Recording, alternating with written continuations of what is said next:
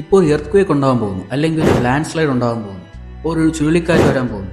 ഇതൊക്കെ വരുന്നതിന് മുമ്പേ തന്നെ നമുക്കൊക്കെ തിരിച്ചറിഞ്ഞ് ആൾക്കാരെ രക്ഷപ്പെടുത്താൻ പറ്റിയാൽ, അല്ലെങ്കിൽ ഇതിനെന്തെങ്കിലും സൊല്യൂഷൻ കണ്ടെത്താൻ പറ്റിയാൽ, അങ്ങനത്തെ ഒരു സൊല്യൂഷൻ കണ്ടെത്താനാണ് ISRO നാസയും കൂടെ ചേർന്ന് ഒരുമിച്ച് ഒരു സാറ്റലൈറ്റ് ബിൽഡ് ചെയ്തുകൊണ്ടിരിക്കുന്നത്. And it's the most expensive satellite ever build.